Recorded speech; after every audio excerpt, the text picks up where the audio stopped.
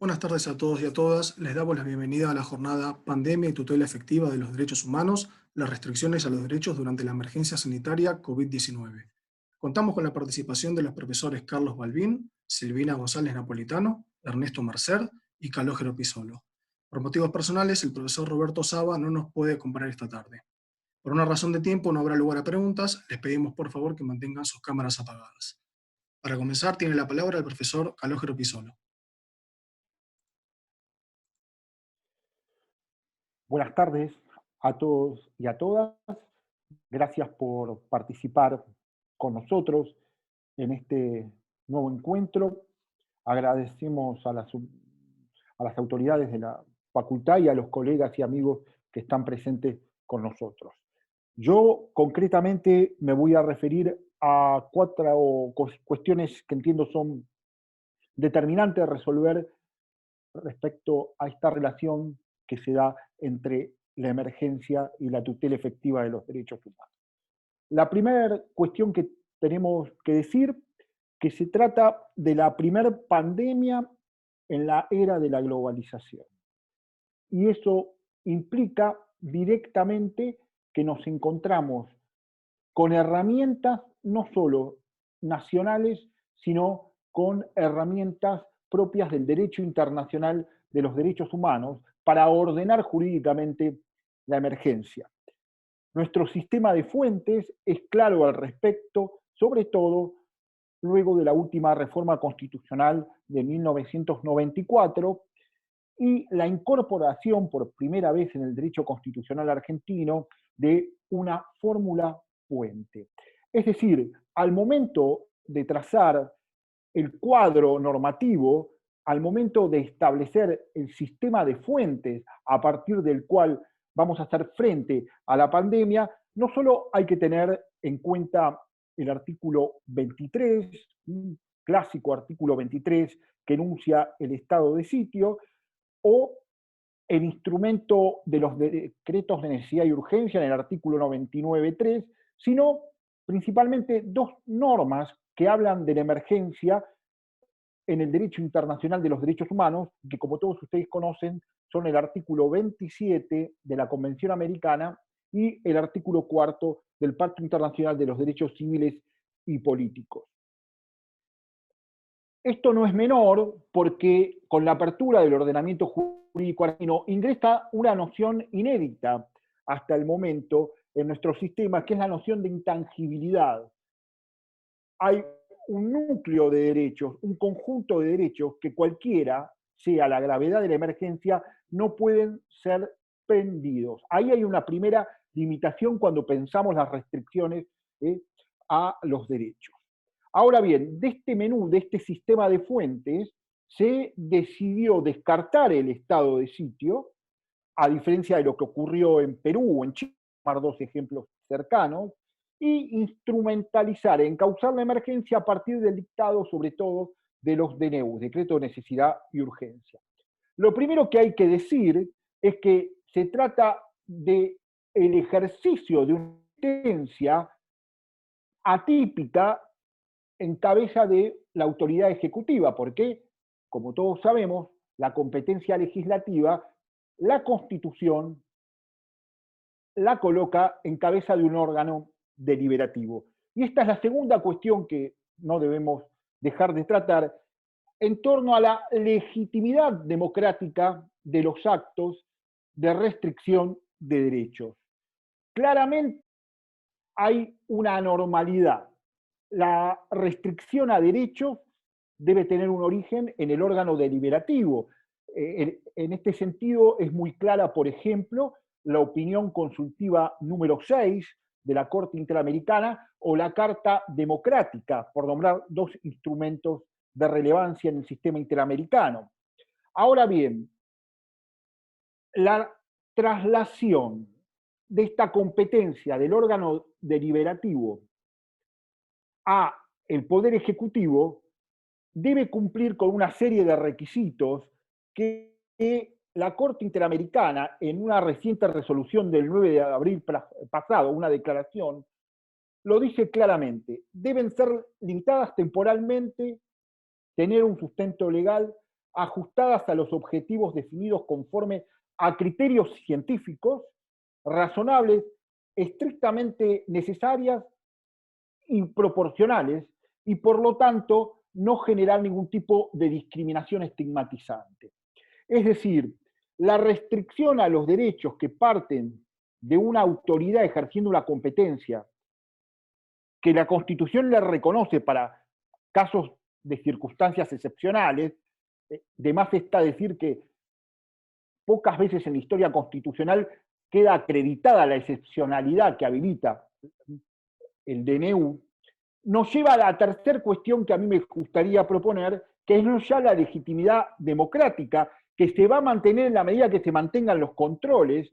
Es fundamental no bajar la intensidad de los controles, es una referencia obligada de los organismos internacionales y de la jurisprudencia tanto nacional como internacional. La emergencia no debe desarticular controles, sino tornarlos más eficaces porque es la que nos permite establecer si se cumple o no con la proporcionalidad. Y efectivamente lo que nos va a determinar la validez, no ya la legitimidad, sino la validez jurídica de la restricción, es el famoso test de proporcionalidad sobre el cual la jurisprudencia y la doctrina ha escrito tanto y que de alguna manera tiene que establecer una relación de proporcionalidad entre la medida y el fin. Acá el fin es claramente legítimo y es la salud pública. Ahora, no entiendo que no pueden elaborarse reglas generales para desarrollar la proporcionalidad. Ese es un primer inconveniente. Hay que analizar caso por caso y establecer si la restricción al derecho es o no es proporcional. Con el límite, y paso a la cuarta cuestión, la afectación de los derechos en particular, cada derecho establece un escenario de conflicto y restricción particular, se debe hacer en lo que yo llamo el triángulo de la emergencia convencionalizada, ¿no? Pues siguiendo la expresión del maestro Néstor Pedro Sagüez, que nos habla de una constitución convencionalizada a partir de la apertura propuesta por el constituyente, nosotros vamos a trabajar desde una emergencia convencionalizada. Y este triángulo de la emergencia convencionalizada, en su vértice inferior, habla de una suspensión. Pero no es que se suspenden los derechos, lo que se suspende es el ejercicio total de los derechos. Y esa restricción atiende a los otros dos vértices superiores y encuentra un límite. Si la restricción implica supresión, es una violación. La restricción no puede implicar supresión. Un límite claro que ya viene desde aquella opinión consultiva 6 que comenté, pero además claramente está expuesto en los instrumentos internacionales. La restricción, por lo tanto, debe ser proporcional al fin legítimo perseguido, pero no debe implicar una supresión, ni tampoco debe implicar en la práctica suspensión absoluta de derechos. El test de proporcionalidad, en última instancia, lo que hace es evaluar la afectación, y si esa afectación es tolerable por una sociedad democrática o por el Estado de Derecho. Y para finalizar, me gustaría citar una expresión del gran maestro Vidal Campos, quien sostiene que ninguna emergencia ni instituto de emergencia confiere poderes superiores o ajenos a la Constitución. Ninguna emergencia ni instituto de emergencia significa suspender la vigencia de la Constitución. Y esto es central entendernos. No es que nos aventuramos en una tierra inédita o inhóspita. Todo lo contrario. Cuando declaramos la emergencia, necesitamos tomar conciencia de que lo estamos haciendo para defender la Constitución, para defender, en última instancia, la dignidad humana, que es la base, según la Convención Americana, a partir de la cual se construye el sistema interamericano. Muchas gracias por su atención. Muchas gracias, profesor Pisolo.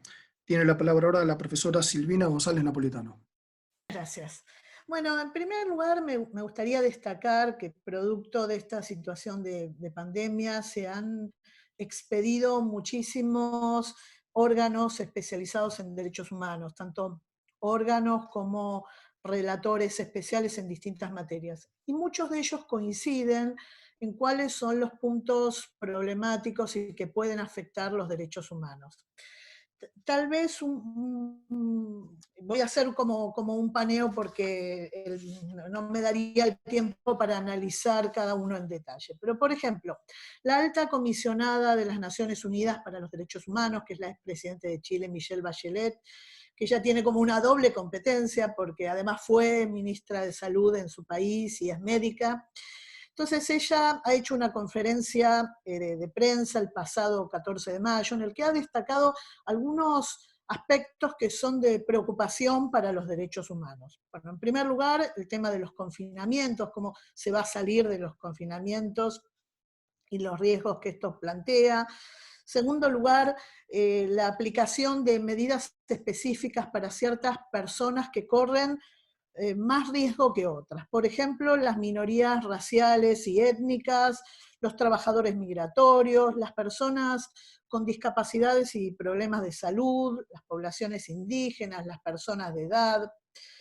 Y cómo se van a adoptar, cómo van a adoptar algunas medidas los países por ahí más pobres que necesitan sí o sí de un apoyo de la comunidad internacional. Entonces, para ellos, por ejemplo, uno de los llamamientos que hace es que los estados le alivien la deuda a estos estados, de modo que los gobiernos puedan reorientar el gasto hacia necesidades que son mucho más inminentes, como personas que no tienen acceso a agua, vivienda, alimentos esenciales, bueno, asistencia sanitaria en general, a la protección social, de modo que se focaliza bastante en lo que es la ayuda económica a grupos más vulnerables. Después, también otra cuestión que es motivo de preocupación es la aparición de casos de violencia de género y violencia familiar. Sobre todo la reaparición de discursos de odio y de prejuicios contra grupos, como por ejemplo las comunidades LGTB, los grupos, las personas migrantes, los extranjeros. Entonces, incluso se hace un llamamiento a los funcionarios públicos cuando hagan declaraciones que miren muy bien las expresiones que utilizan para no exacerbar estas cuestiones, ¿no? Que siempre se mantienen latentes para con estas comunidades. Después, bueno, esta declaración se hace en conjunto con el Consejo de Derechos Humanos de las Naciones Unidas, que también presentan una serie de directrices relativas al COVID. Muchas de estas cuestiones a las que se refería la alta comisionada son retomadas en estas directrices, pero además de, bueno, todas estas personas que están en grupos especiales, también acá se focaliza en todo lo que es la información, el derecho que tiene toda la población a la información sobre la realidad de la situación, y que esa información que presente el Estado relativa a la crisis llegue a todas las personas. Por eso se propone que llegue en distintos formatos, en distintas lenguas, y aquí se habla que el acceso a Internet es algo esencial. Y esto me lleva un poco a pensar en los derechos de cuarta generación, de los que tanto se habla, que tienen que ver con la información tecnológica. Bueno, hay varios llamamientos en este sentido, ¿no? Poner fin, por ejemplo, que los gobiernos pongan fin a todas las restricciones de los servicios de Internet y que garanticen el más amplio servicio a todas las personas, de modo que se cierre esa brecha digital. Que se tenga en cuenta también que la información tiene que llegar a las personas que tienen discapacidades, por ejemplo, discapacidades visuales o auditivas. Después también una serie de recomendaciones apuntan para que tanto los periodistas como los profesionales de la salud tengan la posibilidad de expresarse libremente respecto de las medidas que se están adoptando para hacer frente al COVID-19 y que también tengan la posibilidad de oponerse y presentar su disconformidad frente a estas medidas. Después, la Comisión Interamericana de Derechos Humanos también ha dictado una resolución a la que se refirió hace unos momentos el profesor Písolo, en el que recomienda también a la adopción de medidas urgentes para proteger a las personas, proteger la vida, la salud y la integridad de las personas, y pone mucho hincapié en evitar las situaciones de discriminación, y que cuando se adopten estas medidas se ponga el foco en la mejor evidencia científica que se tienen para establecer prioridades, y siempre con el respeto de los estándares de protección de los derechos humanos. Entonces habla de respetar los estándares de universalidad, interdependencia, indivisibilidad, transversalidad de los derechos humanos, y particularmente los derechos económicos, sociales, culturales y la protección del medio ambiente. Se focaliza bastante esta resolución en proporcionar a toda persona el acceso a agua potable, alimentación nutritiva, medios de limpieza, una vivienda adecuada, un soporte en materia de salud que incluya también salud mental, que se proteja a los trabajadores que están en una situación de riesgo. También habla de suspender o aliviar la deuda externa y las sanciones económicas internacionales que puedan impedir que los estados adopten este tipo de medidas frente a la crisis.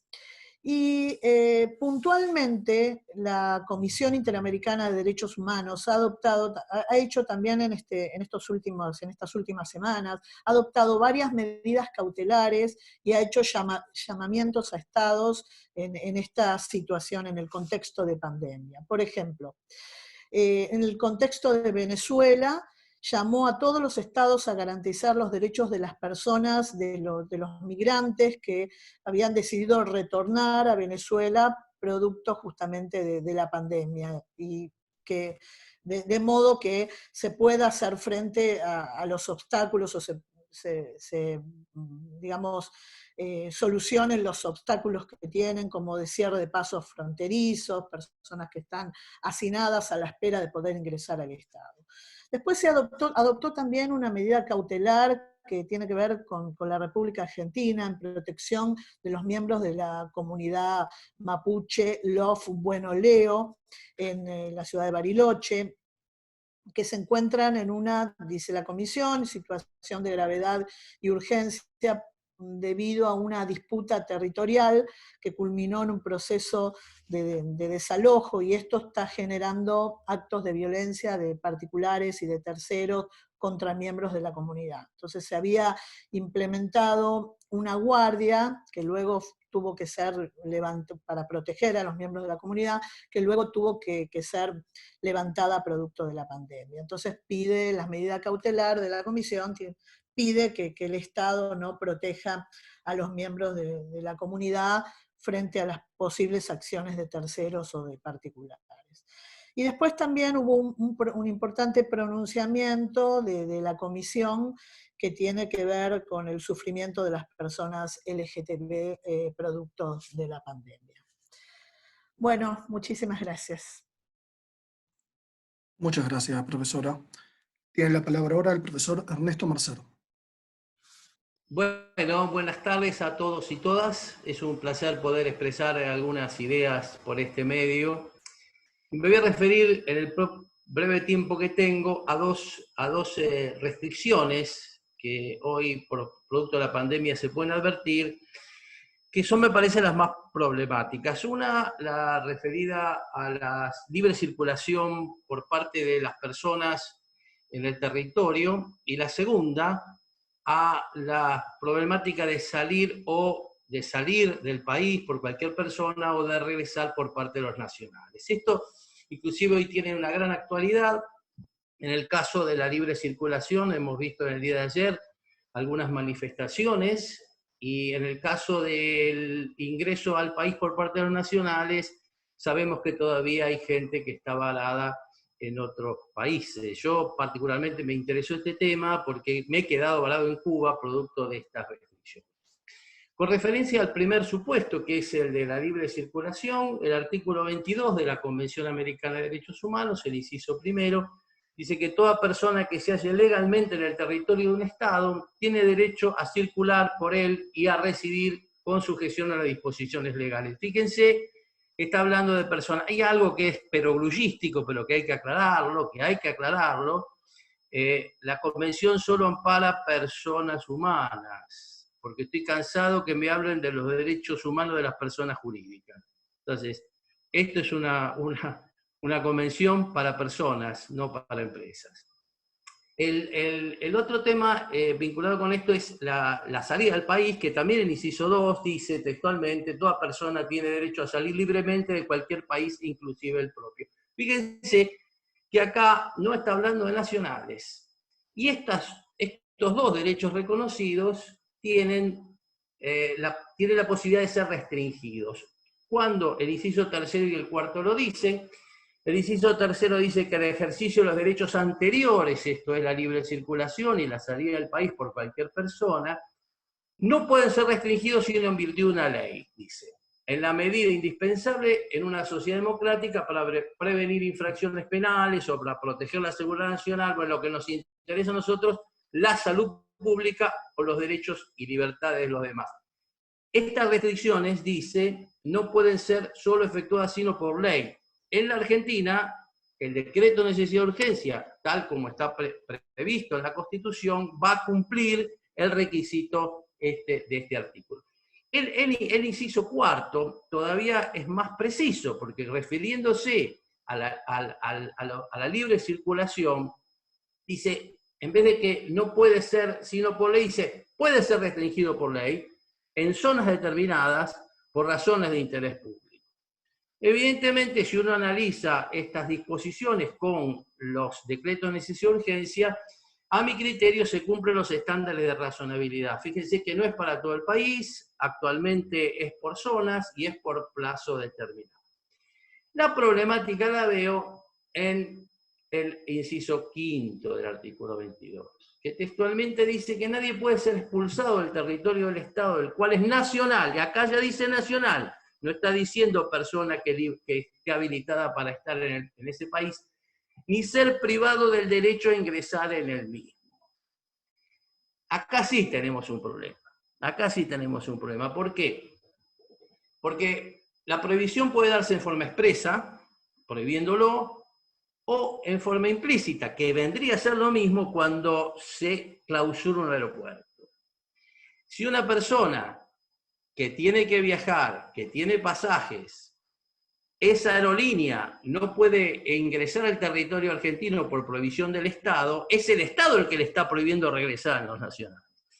En el mes de marzo, cuando yo estaba en Cuba, veía, y sorprendido, cómo los nacionales de otros países, Uruguay, Paraguay, eran permitidos volver por esas aerolíneas a sus países, y es más, algunos otros países, como el Reino Unido, mandaron aviones para buscar a sus nacionales. Pero la Argentina, en aras de proteger la seguridad pública, impidió el regreso de nacionales al país. Y esto me parece que es un tema que va a traer muchos problemas.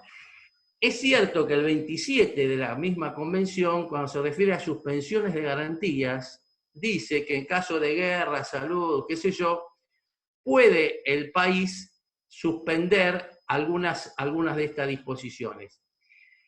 Pero tenemos el problema que el inciso 2 del 27 dice que no se puede esa suspensión efectuarse con relación a determinados derechos. Y acá no está lo del artículo 22.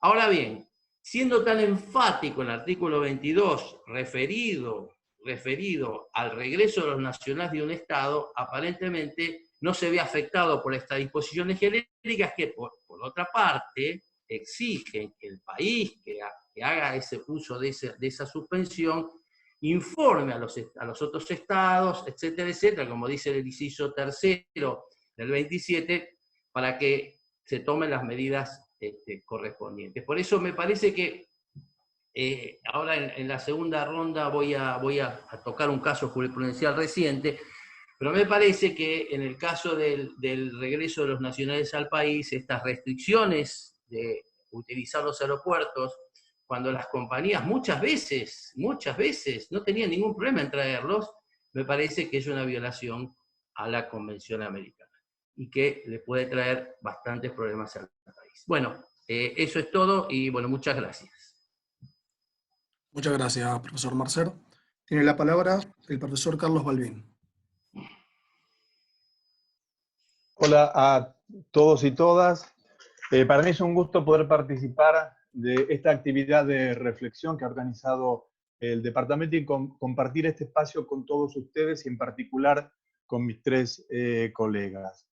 Yo quisiera introducir en el debate 4 líneas de reflexión, pero de una perspectiva particular. Y esta perspectiva es advertir no solo cuáles son las consecuencias del diseño y ejecución de las políticas públicas durante la pandemia, sino cuáles son las consecuencias de esas políticas públicas luego de la pandemia. Porque creo que debe hacerse un análisis no solo político, sino jurídico de dichas políticas públicas, insisto, no solo desde la perspectiva de cuáles son las consecuencias en el marco de la pandemia, sino cuáles son las consecuencias luego de la pandemia.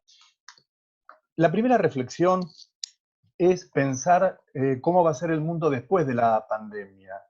Y esto creo que es importante porque el Estado, cómo se va a configurar cada uno de los estados nacionales, y a su vez también cuál es la matriz regulatoria a seguir por cada uno de nuestros países, depende en parte de cómo se configure el contexto internacional. De hecho, actualmente nuestro Estado y nuestra matriz regulatoria tiene una influencia marcada propia del mundo globalizado.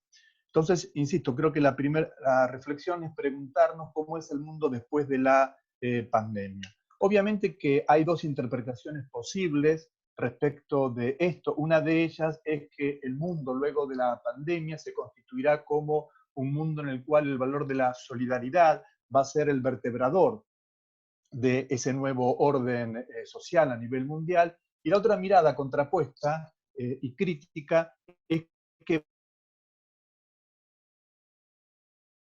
vamos a la configuración de estados autoritarios e incluso totalitarios. Pero navegando entre estas dos interpretaciones posibles, uno debiera comenzar a pensar, insisto, en esta cuestión de cómo se va a configurar. En otras palabras, y quizás en términos más concretos, la pregunta es si luego de la pandemia se creará más IADI, más deuda externa, más OCDE u otro orden internacional. Es muy interesante lo que explicaban los expositores anteriores en cuanto a las recomendaciones o resoluciones de organismos o tribunales internacionales. Pero junto con eso debemos también contraponer las decisiones de carácter económico, de protección de la inversión extranjera y cómo se compatibiliza. Porque mientras, tal como se señalaba, la Comisión Interamericana dicta resoluciones, también es cierto que es posible que intervengan los tribunales norteamericanos en el juzgamiento de la deuda argentina, o también en este contexto preguntarnos cuál es el papel de la Organización Mundial de la Salud, quiénes son los aportantes a la Organización Mundial de la Salud y cómo contribuye o no contribuye la Organización Mundial de la Salud a crear un escenario mundial más igualitario. Preguntarnos en el mismo sentido cómo se distribuyen los recursos y los insumos entre los países pobres y los países ricos. Por tanto, me parece que el primer punto de reflexión es justamente preguntarnos cómo se redefinirá el mundo tras la pandemia.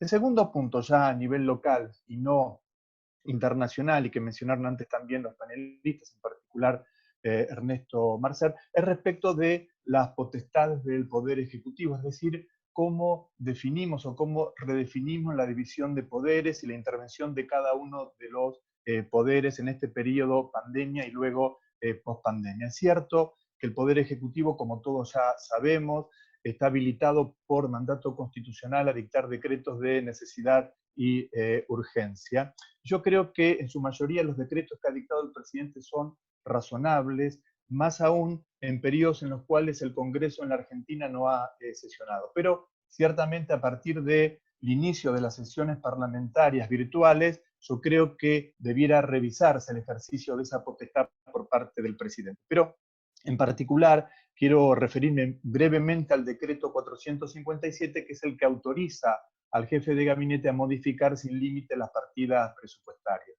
Todos sabemos que la ley de presupuesto es la ley madre porque a través de ella se definen las políticas públicas del Estado, de modo tal que yo creo que ese decreto es fuertemente cuestionable porque no se le puede atribuir al presidente o al jefe de gabinete una potestad de esas características sin límites. De hecho, el jefe de gabinete sí puede transferir partidas dentro de ciertos límites cuantitativos y cualitativos previstos en la Ley de Administración Financiera. Pero este decreto modifica sustancialmente esta atribución y autoriza al jefe de gabinete a modificar sin límites partidas. Tercera reflexión. Me parece muy importante cuando nosotros analizamos las políticas públicas en periodo de pandemia, no solo detenernos en los derechos individuales y en las limitaciones sobre los derechos individuales, sino también sobre los derechos sociales. Ese conjunto de decretos de necesidad dictados por el presidente no solo comprenden derechos individuales, limitaciones a estos derechos, sino también ampliación de derechos a través de la incorporación de derechos sociales, por ejemplo, a través de los subsidios o de regulaciones de contratos, como es el caso del contrato de alquiler o créditos hipotecarios. Entonces, me parece también importante detenernos en este punto de cómo se regula durante la pandemia los derechos sociales y no solo los derechos individuales, porque en general el debate se centra en el derecho individual y no incorpora la cuestión de los derechos sociales. Y el último punto, para ya concluir dentro del tiempo que me corresponde, yo creo que la limitación de los derechos individuales, además de cumplir con todos los principios que se mencionaron antes en detalle, como la razonabilidad, la proporcionalidad, entre otros, y un aspecto importante también la temporalidad de estas decisiones estatales, debiéramos incorporar otro punto de vista que es la no estigmatización a través de las políticas públicas. Es decir, la política pública no solo debe ser razonable, proporcional, sino además no estigmatizar. Y en este contexto me refiero puntualmente al aislamiento social preventivo y obligatorio en la Villa Azul. Yo comparto las medidas de aislamiento, pero en este contexto en particular en el cual se decide aislar a un determinado grupo por X circunstancias o condiciones, yo creo que tiende a estigmatizárselo y por eso debería evitarse. Y vuelvo quizás a la mirada que planteé al inicio de estas breves reflexiones, en el sentido que nosotros debemos analizar no solo las decisiones estatales en el marco de la pandemia, sino cuáles son las consecuencias de esas decisiones en el marco de la pospandemia. Es posible que pareciese razonable aislar un barrio humilde por las características del virus y la pandemia, pero lo cierto es que si uno la analiza en un escenario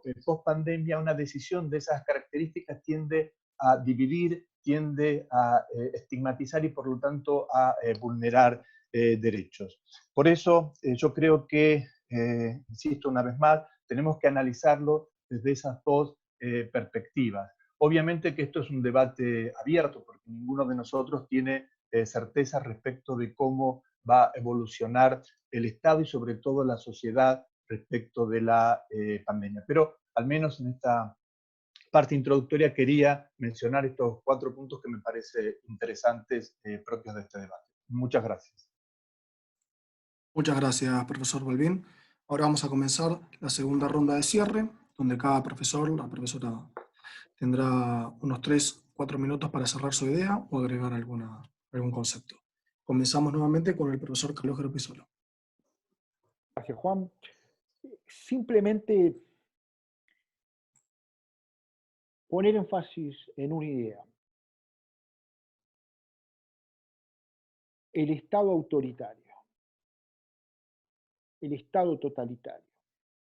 Recomiendo en estos tiempos de pandemia la lectura de los clásicos, no digo nada nuevo, pero leer y releer un libro de Hannah Arendt, Los orígenes del totalitarismo, para ver cómo el miedo es el gran articulador de los mecanismos de poder que llevan al Estado autoritario y al Estado totalitario.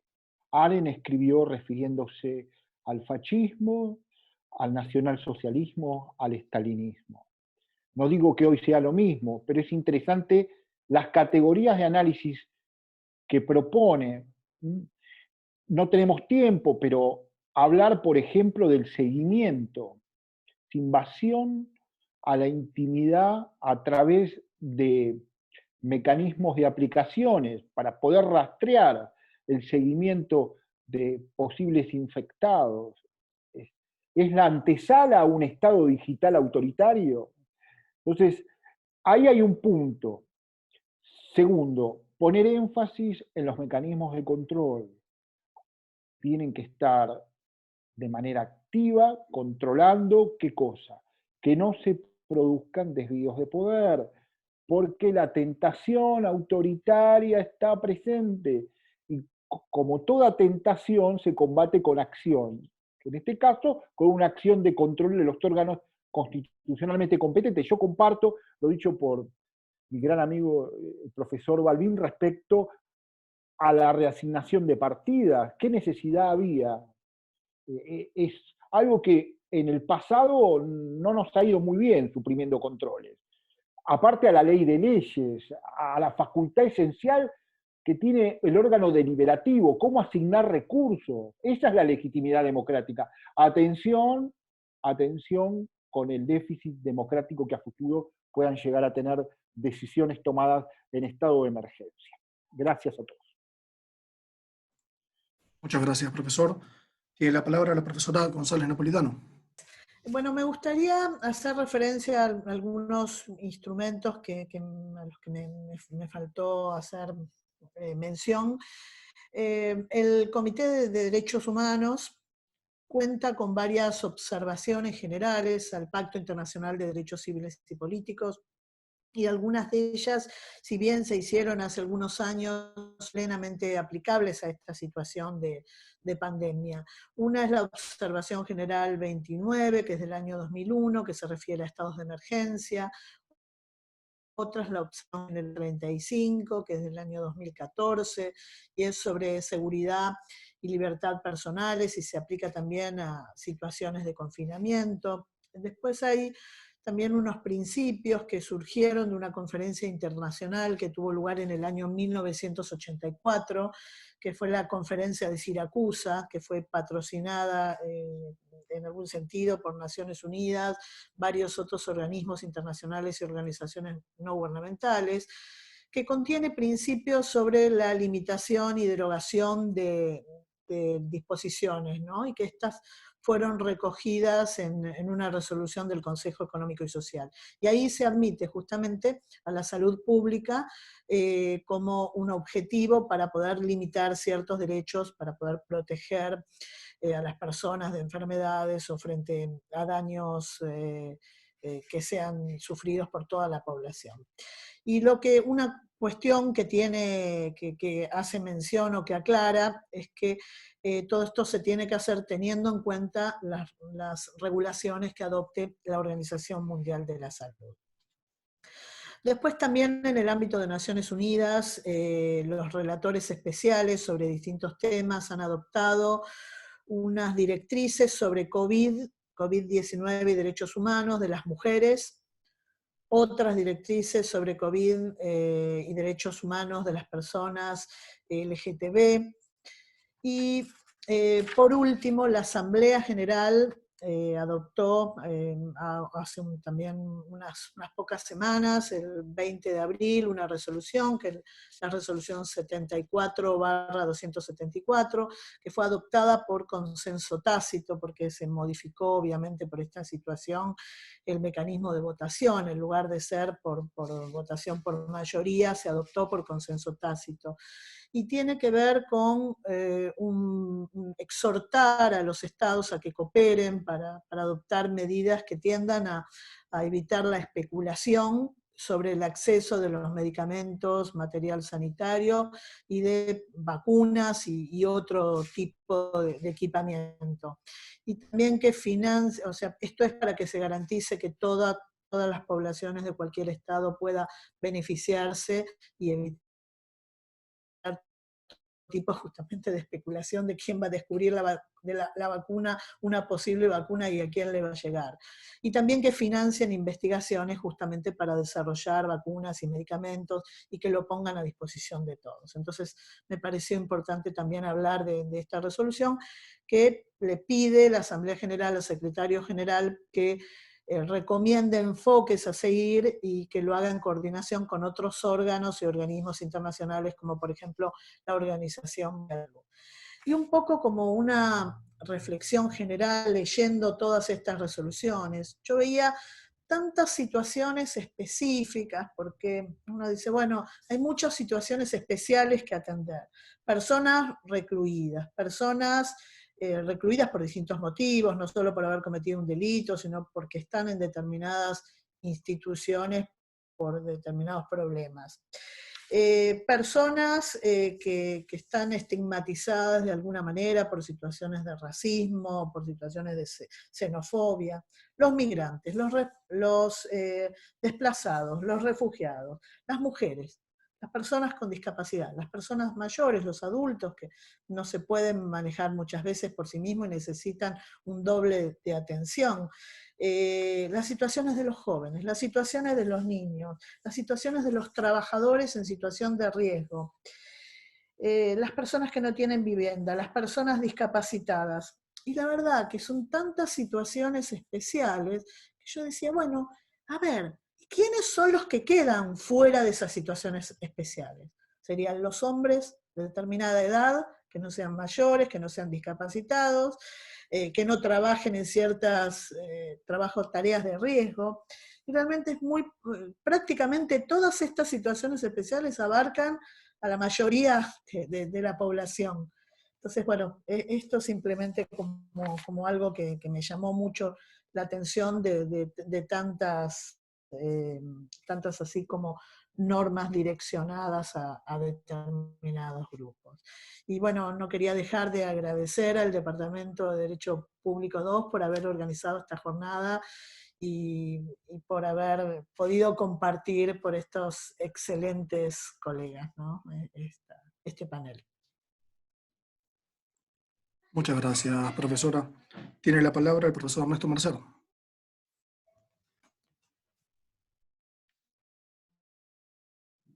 Bueno, tantas cosas habría que decir, pero me voy a limitar al tema que he tratado, y era el de, básicamente, la restricción de los derechos de los nacionales argentinos para regresar a Argentina.